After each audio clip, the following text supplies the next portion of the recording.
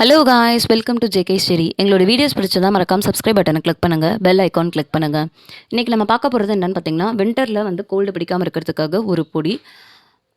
இதுக்கு என்னென்ன தேவைன்னு பார்த்தீங்கன்னா வந்து சுக்கு 10 கிராம், திப்பிலி 10 கிராம், மிளகு 10 கிராம், சித்திரத்தை 10 கிராம். ஆக்சுவலாக சுக்கு மிளகு திப்பிலியை வந்து திரிக்கடுகம் பொடின்னு சொல்லுவாங்க. டெய்லியும் எடுத்துக்கிட்டால் வந்து கோல்டு அவ்வளோ சீக்கிரம் பிடிக்காது. சுக்கு எப்பயுமே பார்த்திங்கன்னா வந்து நல்லா தோல் சீவிட்டு தாங்க யூஸ் பண்ணணும். இஞ்சி சுக்கு எப்பயும் பயன்படுத்தும் போது தோலை நீக்கிட்டு தான் பயன்படுத்தணும். ஆயுர்வேதா சித்தாவில் பார்த்திங்கன்னா தோல் வந்து சேர்க்கக்கூடாதுன்றது சொல்லியிருக்காங்க. ஏன்னா அது பாய்சனுக்கு கொஞ்சம் விஷத்தன்மை கொண்டதுன்றதுனால அதை நீக்கிட்டு தாங்க சேர்க்கணும். அப்புறம் திப்பிலி, மிளகு, சித்தரத்தை. இது சித்தரத்தைங்க. மிளகு வந்து கோல்டுன்றது பார்த்திங்கன்னா வந்து ஆயுர்வேதாவும் சித்தாவும் படி என்ன சொல்கிறாங்கன்னு பார்த்திங்கன்னா வந்து நம்ம செரிமானம் ஒழுங்காக இருந்தாலே வந்து நம்மளுக்கு அவ்வளோ சீக்கிரம் வந்து எந்த நோயும் வந்து வராது அப்படின்னு தான் சொல்லியிருக்காங்க. நானும் அதை வந்து எக்ஸ்பீரியன்ஸ் பண்ணியிருக்கேன்.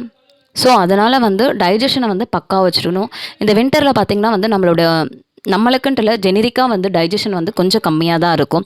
அந்த நேரத்தில் போயிட்டு நிறைய ஹெவியாக சாப்பிட்டுட்டு அப்போ என்ன ஆகுனா பாடியில் டைஜஷன் இது வந்து கம்மியாக இருக்கும் போது அது வந்து என்ன சொல்ல டாக்ஸிக்காக போய் இதாகி நம்மளுக்கு வந்து கோல்டு, ஃபீவரு அந்த மாதிரிலாம் நிறையா வரும்.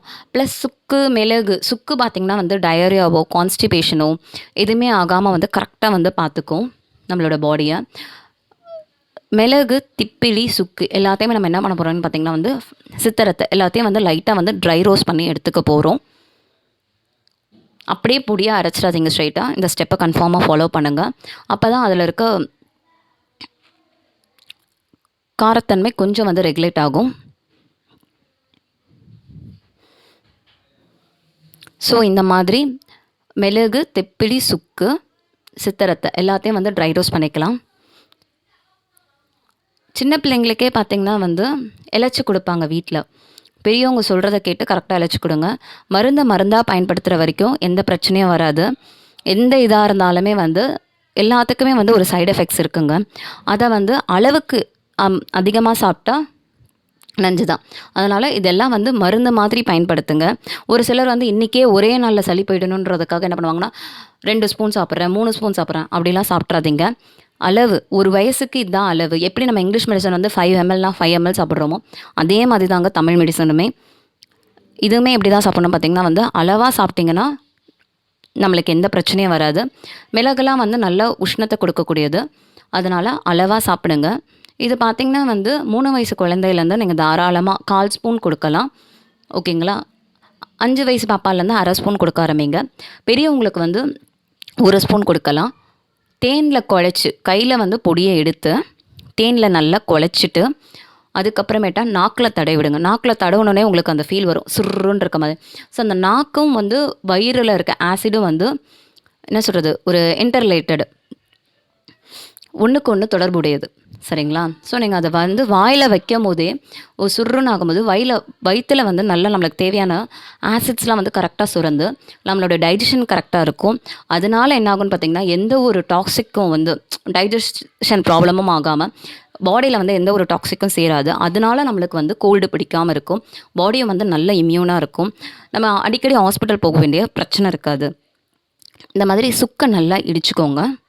சுக்கு சித்திரத்தெல்லாம் பார்த்திங்கன்னா ஸ்ட்ரெயிட்டாக ஜாரில் போட்டு அரையாது.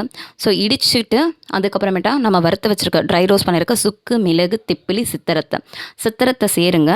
அப்போ தான் கோல்டு வந்து பிடிக்காமல் இருக்கும். சித்திரத்தை வந்து சளிக்கு வந்து அப்படி ஒரு மருந்து. நம்ம பாட்டிமார்கிட்ட கேட்டாலே சொல்லுவாங்க. சரிங்களா? ஸோ அந்த மாதிரி ஒரு முக்கியமான மருந்து சுக்கு, மிளகு, திப்பிலி. சுக்கெல்லாம் இப்போ வந்து நிறைய பேர் பயன்படுத்துகிறதே கிடையாது. ஸோ வந்து டைஜஷன் இஷ்யூனால திடீர்னு உடனே என்ன பண்ணுவாங்க பார்த்திங்கன்னா சுக்கும் தனியாகவும் சேர்த்து சுக்கு மல்லி காஃபின்னு சொல்லுவாங்க. அது கொடுத்த உடனே வந்து டைஜஷன் இஷ்யூலாம் வந்து குறையும். ஸோ அந்த மாதிரி ஒரு ப்ராப்பர்ட்டிஸ் உள்ள இது இந்த நாளுமே பார்த்திங்கன்னா வந்து ரொம்ப ரொம்ப நம்ம வந்து வாழ்க்கையில் சேர்த்துக்கிட்டோம்னா நம்மளுக்கு அவ்வளோ சீக்கிரம் எந்த நோயுமே அண்டாது. ஸோ எல்லாத்தையும் ட்ரை ரோஸ்ட் பண்ணி நல்லா பொடியாக ஆக்கி எடுத்து வச்சுக்கலாம். இது ஸ்டோர் பண்ணி வச்சிங்கன்னா இது ஆக்சுவலாக வந்து 10 கிராம்ஸுன்றது எங்கள் வீட்டில் பார்த்திங்கன்னா வந்து ஒரு 1 மந்த்துன்றதை விட 20 days வரைக்கும் தான் வரும். நாங்கள் 4 பேருமே எடுத்துக்கிறதுனால 2 குழந்தைங்க, எங்கள் ஹஸ்பண்ட், நானு. ஸோ அதனால் வந்து ஒரு 20 டேஸ் வரும். திருப்பி வந்து நான் ரொட்டீனாக ஃப்ரெஷ்ஷாக வந்து ப்ரிப்பேர் பண்ணி வச்சுப்பேன். இல்லை உங்களுக்கு டைம் இல்லைன்னா நீங்கள் வந்து 10 கிராம்ஸ்ன்றத அளவை வந்து டபுள் பண்ணி நீங்கள் வந்து இது பண்ணி வச்சுக்கலாம், ரெடி பண்ணி வச்சுக்கலாம். ஒரு பாக்ஸில் கண்டெய்னரில் எப்படியுமே வச்சுக்கலாம். ஸோ இந்த மாதிரி நல்லா பவுட்ரியாக அரைச்சிக்கோங்க. திருப்பியும் சொல்கிறேன், அளவு கரெக்டாக கொடுங்க, குழந்தைங்களுக்கும் சரி பெரியவங்களுக்கும் சரி. அப்போ தான் வந்து எந்த பிரச்சனையும் இல்லாமல் இருக்கும். சரிங்களா? இந்த மாதிரி அரைஞ்சோன்னே, நல்லா மையாக அரைஞ்சோன்னே, மேபி நம்மளுக்கே தெரியாது, ஒரு சிலது அரையாமல் இருக்கும். அதனால் வந்து ஜலிச்சு எடுத்துக்கலாம். இது அரைக்கும் போது ஸ்ட்ரெயிட்டாக ஒரு அட்டை ஸ்ட்ரெச்சில் அரைச்சிடாதீங்க. கொஞ்சம் பல்ஸ் விட்டு ஃபஸ்ட்டு அரைங்க.